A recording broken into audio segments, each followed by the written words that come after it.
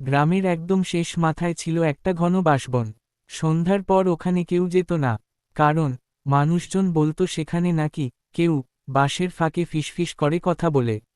এক রাতে কলেজ ফেরত রাহাত শর্টকাট ধরে ওই বাঁশবনের ভেতর দিয়ে বাড়ি ফিরছিল। চাঁদহীন অন্ধকার রাত, চারপাশে কেবল ঝিঝি পোকার ডাক।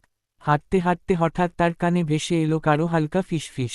এখানে কেন এলে? রাহাত থেমে গেল, চারদিকে তাকালো, কেউ নেই। বাতাসে বাঁশ দুলে অদ্ভুত শব্দ করছে। মনে হলো হয়তো ভুল শুনছে। আবার হাঁটতে শুরু করতেই পিছন থেকে স্পষ্ট শোনা গেল, ফিরে যা, এখনো সময় আছে। ভয় শরীর জমে গেল তার। সাহস করে ঘাড় ঘুরিয়ে তাকাতেই দেখল দূরে বাঁশের ফাঁকে এক মেয়ে দাঁড়িয়ে আছে।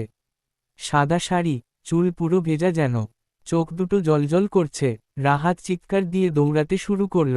পেছনে থেকে কেবল হাসির শব্দ শুনতে পাচ্ছিল, ফাঁকা বাঁশবনে গায়ে কাটা ধরিয়ে দেওয়া হাসি। পরদিন ভোরে গ্রামের মানুষরা ওই বাঁশবনে রাহাতকে অচেতন অবস্থায় পেল। তার মুখ থেকে শুধু একটাই কথা বের হচ্ছিল, ও মেয়েটা পানিতে ভেসে এসেছিল, বাঁশের ফাঁক দিয়ে তাকাচ্ছিল। তারপর থেকে গ্রামে কেউ আর রাতে বাঁশবনের ধার ঘেঁষে